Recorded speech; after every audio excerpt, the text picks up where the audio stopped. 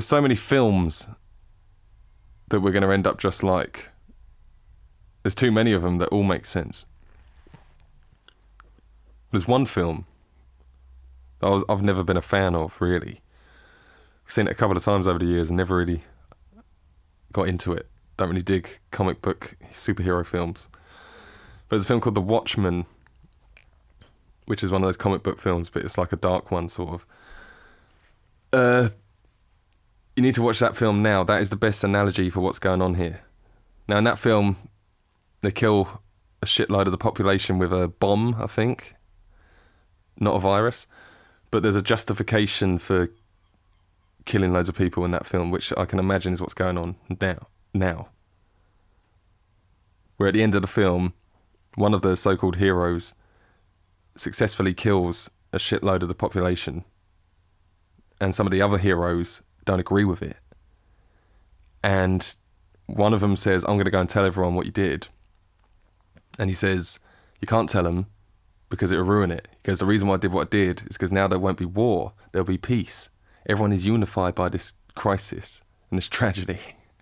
And I've basically killed a load of people to save a load of people, so it's worth it. And he goes, now I'm going to go and tell everyone. And then there's another guy that doesn't agree with it either, but he goes, I'll keep it a secret. All of them agree to keep it a secret except for one guy, and then he kills the guy that says he's going to tell everyone. And the funny thing about it is, like, people say, oh, you shouldn't watch too many movies and think that that's real. It's like, no, I'm not even trying to say that the elites are telling us real messages through these movies and comic books. It's like, no, it's not an admission, it's a fantasy. You know, some people fantasize about this shit. I don't. But it's obvious some people do, because you can see it in pop culture everywhere. And the fantasy is the superhero dude that kills everyone in this Watchmen film, he's the most intelligent person on the planet. He's the smartest being on the planet. And, or is that just is that the fantasy? Do you see what I mean? This is fiction. And in real life, someone wrote this. And I think the fantasy is, yeah, I'm the smartest person on the planet, so I must be right about everything. And there's this blue electric dude from another planet in The Watchmen who's like special, he's like magic or something. And the thing is, he's super intelligent, but he doesn't have like compassion for humans, really. It's not like he hates them. He just doesn't care, really. And he agrees with the smartest man in the world. And this is like an example of what I'm talking about in real life, where just because someone's smarter doesn't mean that they have good intentions. So it's like, yeah, but they can figure out stuff and tell us what to do, and then we can go about it. It's like, well, that used to be how it worked, but now they just sort of dictate this is the right way, and you're not allowed to say otherwise. It's not just that you're not allowed to defy it, you're not even allowed to say. Honestly, you got to watch that film, The Watchmen. It's one of those silly films where they're all walking around in fucking underpants and weird tight suits and shit. It's fucking stupid. But I mean, think about what's going on right now. Think about how they justify their morality in this scenario. And even the way they characterize the main guy who is behind it all as the good guy sort of thing. Until the end, he's only considered a bad guy amongst his companions, his other superhero friends. And the one that says he's going to tell everyone about what really happened, he's characterized as the most immoral one. He's like the immoral superhero that all the other superheroes sort of look down on. But he kind of has his own ethics and his own moral where he sticks to certain codes. He sticks to certain things. In fact, it's not like he's immoral and does bad things. It's like he's ruthless. Does some pretty bad things, but he seems to be the one who honors truth the most out of all of them. In all aspects, not just this final scene. But yeah, there's even comments throughout the film from other characters that his name's Rorschach or whatever it is. There's even comments all the way through the film that he's got the wrong politics and all of this stuff. It totally applies to how they would censor that guy in real life. He represents the so-called conspiracy theorists in real life. And this dipshit, this smarmy prick who thinks he's the smartest person on the planet, or supposedly is, so he must have the best intentions, and he's got this weird blue alien life form thing to agree with him. You know, the one that doesn't have any compassion for humans? Yeah, him. So he's got the non-compassionate alien to agree with him. He agrees with himself, and he's the smartest person on the planet. And then you've got like this female superhero and this other guy, and they basically cower into compliance. And the one guy that's going to go, nah, I'm going to go tell everyone the truth, no matter what. It's like, well, you're dead. That's really how it gets run, if you see what I'm saying. I know it's a stupid film. I thought it was a stupid film anyway. I'm not even a fan. I'm just saying I watched it by accident the other day, saw it on TV or something. I saw a clip of it or someone mentioned it or something. And I was like, no, I'm going to go and watch that. Because I haven't seen it in years. And when I watched The Watchmen, and by the end of it, I was like, this is still bollocks. I still don't like this film. But for some reason, I feel compelled to watch it. I just knew that there was something in it. If you watch that film, watch the end scene where he's all happy with himself that he's killed everyone. He thinks he's the good guy. It's fucking unbelievable. But like I said, that's not even a depiction of what it would be like. That's a fantasy. In real life, it wouldn't be anything like that. There wouldn't be such thing as a good guy in the room. Just a bunch of fucking nutcase psychos that have just been in power for too long. And in my opinion, I wouldn't be surprised if a lot of this is out of boredom. If you've just been sitting on top of the world forever and it's got to the point where there's no struggle in life for most people in civilization and everyone's just sitting around navel-gazing and complaining and saying, oh, I've got depression and anxiety, and not enough people like me, I'm just going to post pictures of myself. And basically just people got too much time to sit around thinking about how they feel. Because everything's just too easy, really. Even the people that are struggling aren't struggling anywhere near as much as they would have, in past times. And I think people sitting on top of the world just like, okay, looks like this show's over. Should we start with the proper shit? Should we start with the viruses and then we'll maybe... Should we show them the aliens? Oh, no, should we do the robots first? Do the robots first. No, yeah, we'll do the virus first. And then we can do the microchip and say it's because of the virus. We'll somehow work it in there. And then we'll do the robots. And then you've got a chip in you, so the robots always know where you are, so it's really hard to get away from them. We'll do the robot game. It'd be like Laser Warriors, except you're actually dead if you fuck it up. Yeah. So we'll do the robots, then we'll do the aliens. We'll say the aliens are here to save you from the robots, but then the aliens turn bad, and then they kill you all. Yeah! And it's like, yeah, and they've waited until now because you can't really just do it. It'll be over in a day or two if it was only a third of the population that we have today. Over the last 50 years or so, the population has tripled. And they're saying it's too much now. So now's the best time to do it. Because you can just kill 1 million people today and you still got billions tomorrow to play with. Anyway, my point with the Watchmen film is, think about it. It's like the mega clever guy in The Watchmen, who's the cleverest guy on the whole planet. Oh yeah, and by the way, he's got a pet tiger that's blue and has horns or something. It's like a hybrid. It's not a real creature. It's like... if you've heard about the rumours of them doing clones and hybrids and shit, you just go, oh my god, yeah. In The Watchmen, of course, this guy's got a pet blue tiger with horns. And he's the smartest person in the world, so he can do no wrong. He never thinks anything wrong. His intentions are always good because he's so clever. Now, obviously, like I said, this is a fantasy and no one's that clever. Someone sat there and fantasized about being that clever that you're just never wrong. See what I'm saying? It's so funny because it's part of why I don't like these comic book films. I never trust someone who's really into that shit. Someone who's really into sci-fi and comic book films, because I've noticed that when they watch those films, I used to be like, why do you like these lame superheroes with their underpants and shit? And I was like, oh right, when you watch those films, you're not fantasizing about being the superhero in those films. You're fantasizing about being the villain. I realised this when I watched The Dark Knight, because I didn't really like Batman Begins. And I liked The Dark Knight. And then when The Dark Knight Rises came out, that's when I realised I just like watching the film. It's just a Joker film to me. I don't want to watch Batman. I don't give a shit. Every time Batman's on the screen, I'm like, oh, fucking boring. Get back to the Joker. And I realised all these people that are into all this sci-fi shit and all this superhero stuff, the supervillain always wants to take over the world and kill a bunch of people and all this stuff and have absolute power.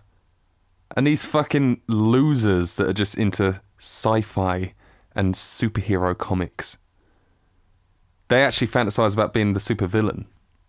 And I never trust people that are really into that shit. And The Watchmen is just the best one because that depicts what I'm trying to say here. Because the villain in that one is actually the hero. It's like the main hero that everyone loves. It's so fucking weird. Anyway, what I'm saying is the way that that film ends is there'll be peace on Earth as long as everyone believes a lie. And in the context of that film, yeah, because if no one knows that really he blew everyone up, they're supposed to think it was something else, but it ended some sort of conflict, so it's good. Like there can never be another conflict again. It's ridiculous anyway, so this guy can't be as smart as he thinks he is. And it's, like I said, it's a fantasy, and that's what you're supposed to believe. But really, it's just someone getting so fixated on one goal that as long as they achieve that goal, they think... And if their goal is to make peace in one form or another, or safety in one form or another, then they don't seem to care about all the harm they do in getting to that goal. And that's what you're seeing now. Yeah, we'll just close like a load of businesses, and we'll still keep McDonald's open, but because that's essential. And we'll still sell everyone alcohol and cigarettes and shit in the middle of a health crisis, but we'll lecture people about showing their face in public because that's dangerous. We'll lecture people. Well, we don't just lecture them. You can get arrested for this shit. So people keep making this seatbelt argument about the mask. Like, well, you wear seatbelts, don't you? Yeah, I do wear a seatbelt every time I'm in a car, actually. What the fuck's that got to do with putting something on my face? Well, it's for safety. You know, some people don't like wearing seatbelts. They say it's uncomfortable, blah, blah, but you wear it for safety because it can save you and save others. Yeah, okay, well, you got a very clever little argument there where it's to save you and to save others. So it's exactly like the mask, isn't it? No, what you're doing is... Well, if you wear a seatbelt, it's safer. Less likely to go flying out of a window. Yeah, great. Do you know what would be even safer than that? It'd be even safer if you wore a seatbelt, didn't put the key in your ignition, and then just sit on the driveway and don't go anywhere. I reckon that would seriously lower the risk of you having a car crash. The safest way to drive is with the engine off and no motion. So we're going to ban turning your engine on and moving in the car. You're allowed to drive. You're just not allowed to move in the car with the wheels rolling because that's what makes accidents. So this is what they're doing with COVID, where they just go, does this stop people from getting COVID? Yes, well then it's good. And it's like, watch it. Keep your eye on that. Because yeah, if you sit on the driveway, don't start your car and wear a seatbelt and a mask, you're way safer, aren't you? But you're not going anywhere. And that's what's going on with society. That's what's going on with the economy. It's like, oh, it's safer if we do this. It's like, yeah, but we're not going anywhere. We're just stopped. Everything's going backwards and upside down. It's like, yeah, but it's less likely you get COVID. It's like, fucking what? It's less likely we're going to do anything. It's less likely we're going to have a life ever again. Oh, but you avoid death. So yeah, if you cover your face and stay away from everyone, there's less chance of catching a virus. All right? So let's all just sit and watch the world collapse to prevent getting a virus that might kill you. Less than 1% chance. So yeah, let's not do anything and let's just watch everything collapse. The other one, there's a seatbelt one where people go, we should wear a mask because you wear a seatbelt. The other one is, it's like Jaws. And I'm like, what? They're like, it's like the film Jaws. People keep coming out with this. They keep saying that people that are anti-mask and anti-vaccine and shit are like the guy in the film Jaws who says, oh, there's only a couple of shark attacks a year, so the beach is safe, even though the beach isn't safe. There's a big great white, it's going to eat everyone.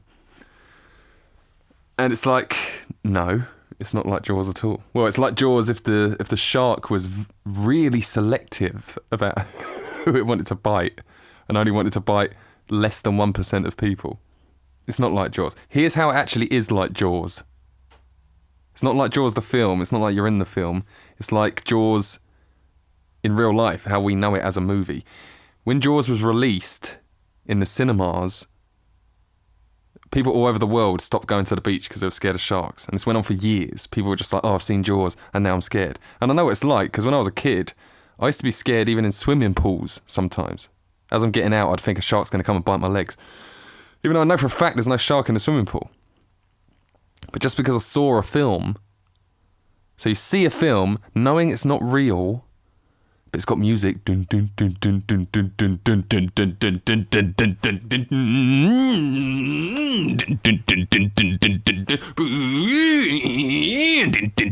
dun, dun, dun, dun.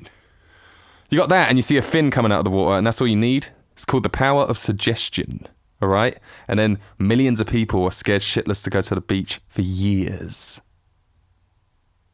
And just in case you don't realise how much of a big deal that is, people all over the planet stop going to the beach for years. And there's only certain places on the planet where there's actually sharks. Even in places where there's no sharks, people are like, I'm not going in the sea. Because of a film. All right, now imagine it's not a film. Now imagine it's people all over the news beating you over the head with something every day. So if showing a film that you don't even have to watch, it's your choice if you want to watch it, just because of some music and a fin sticking out of the water, and you don't even have to watch it, but you chose to watch it, that influenced the entire planet for years. Even to this day, people are scared of the water because of Jaws. And that's just a movie. So imagine propaganda all day long smashing you in the face, completely melting your brain all day, every day for at least a year at this point. About a big scary virus that they've actually told you is like a less than 1% death rate, but for some reason they act like it's 100% death rate. And they expect you to act like it too. It's not just a film, and you don't have any choice but to watch it. They're forcing it into your eyeballs and your ear holes all day, every day.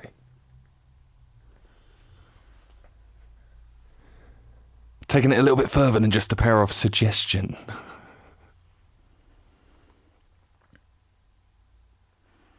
They've told you the virus isn't deadly.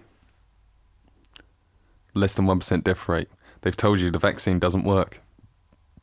Still got social distance, wear masks, and keep getting vaccines forever. Because this vaccine only stops one variant, and then you need to stop the next variant, and there's always variants. So you go, well, I'll just keep getting the vaccines, and then I can go out and do what I want. I'll be free. No. Because every time you go out, because you've got a vaccine, you're allowed out now. There's a new variant, got to go in. Here's my favourite one. Is, oh, well, it's been a while now, and a lot of people got vaccines, and their cases are going down. So maybe we can lift some of the rules and regulations. Maybe we can relax some of the rules and regulations. Now, if there really was a deadly virus, you would never do that. You would never relax the rules. Ever. Until it was like completely sorted. You had a sure thing cure. You see what I'm saying? And it's like, whenever they relax the rules, they let you out for a bit. And it's always when the sun comes out. It just happens to work out that way. And when the sun comes out, they let you out for a bit. And then they tell you got to go back in. We need another lockdown. And their reason for making you go back in and have another lockdown is, get this, because you all went out.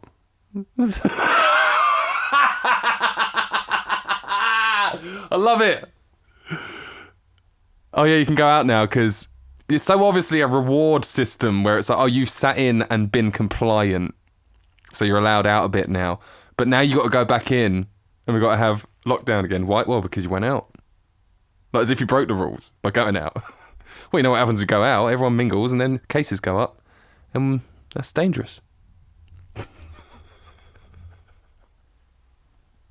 Have you ever known someone who's going out with someone who's lying and cheating to them all the time, and they know that they're being lied to and cheated on? But every time they find out, it's just like they have to have this big talk, and they're going through some stuff. Yeah, we don't know, we're still talking. So what is there to talk about? You're being fucking... They're taking the piss out of you. It's not, oh, they think they can deceive you. It's they know that you'll let them deceive you. It's like they know that you know about their lies, but they know that you put up with them.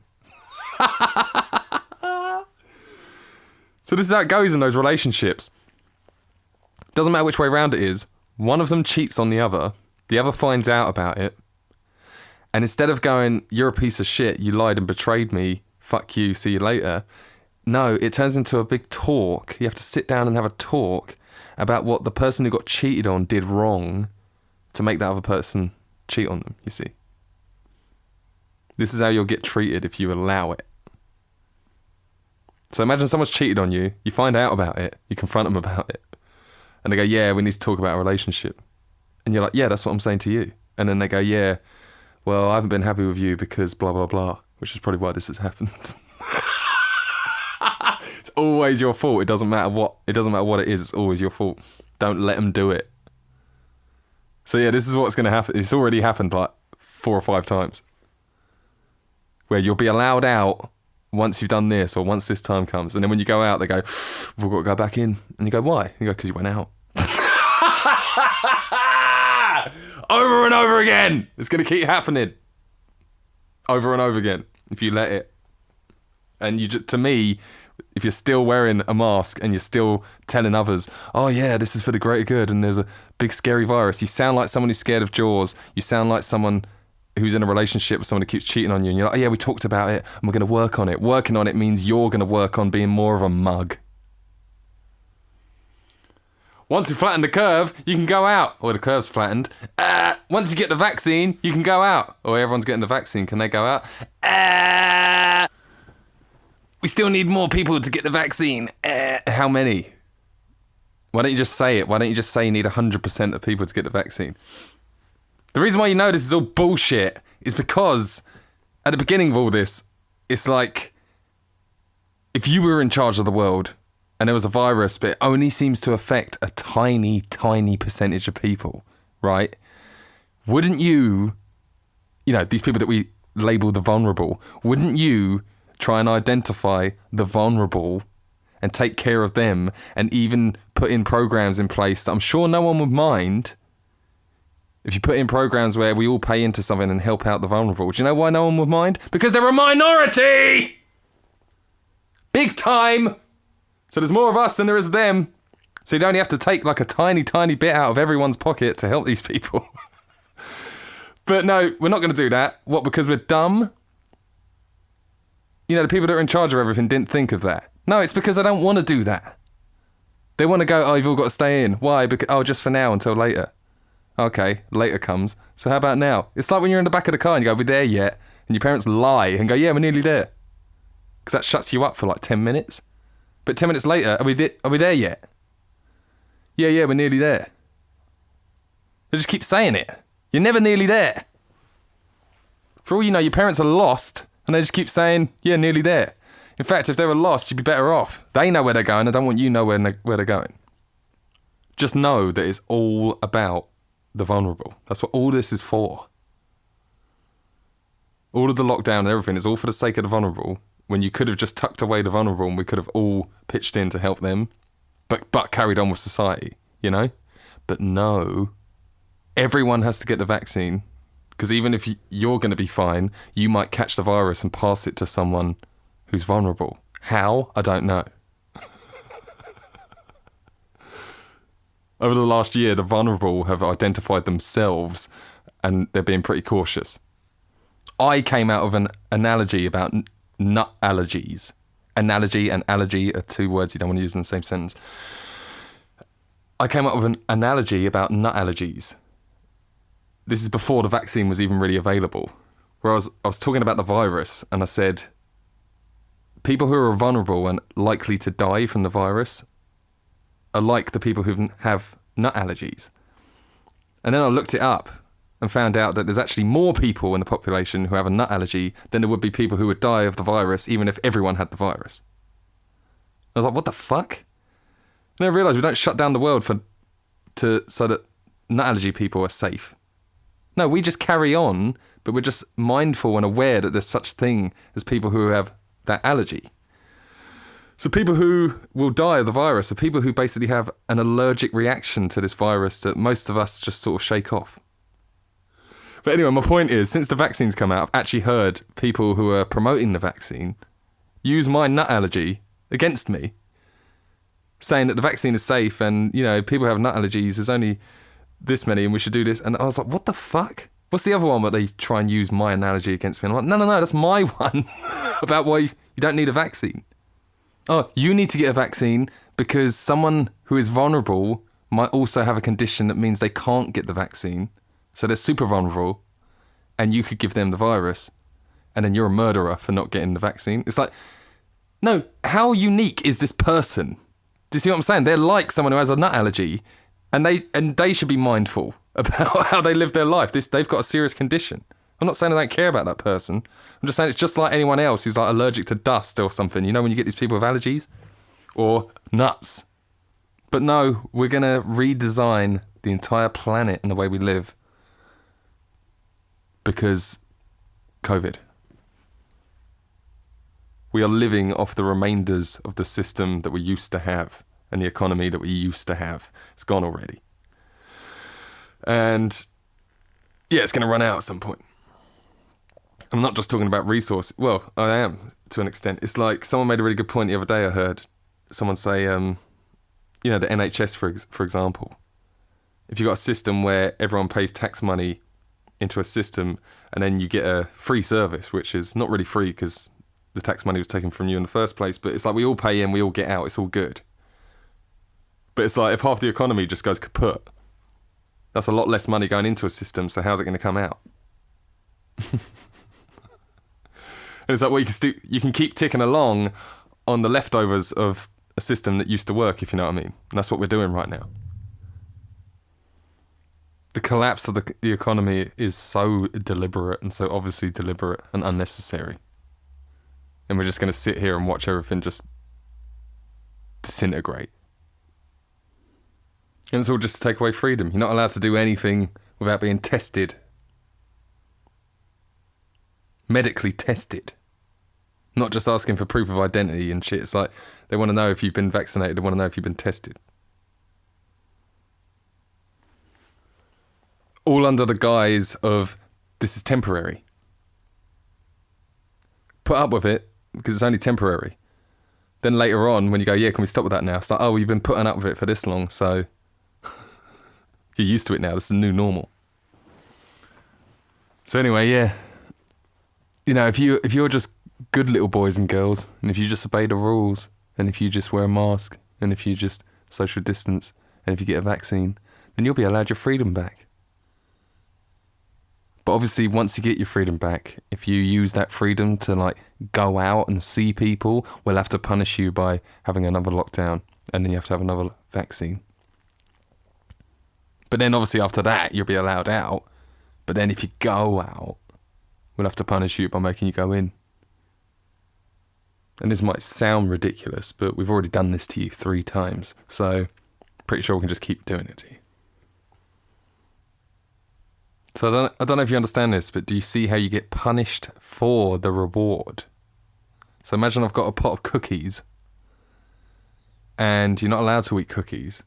And the punishment for eating the cookie is you're never allowed to eat cookies ever again. Right? But if you're really good, I'll give you a cookie.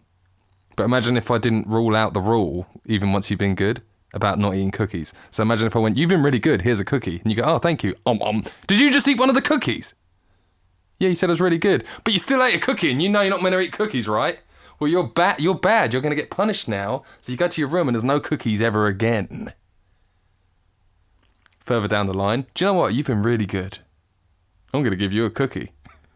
And you go, thanks. And you push it to your mouth. And I'm like, You're like, I thought you said I could have a cookie. You can. You can. You've been really good.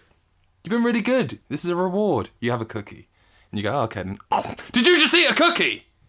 You know the rules about not eating cookies and you know the punishments. And now, no cookies. Ever. Go to your room. Now, how many times are you going to let me do this before you just throw the cookie at me and tell me to fuck off? Ever since 9/11, September the 11th, 2001, Twin Towers attack,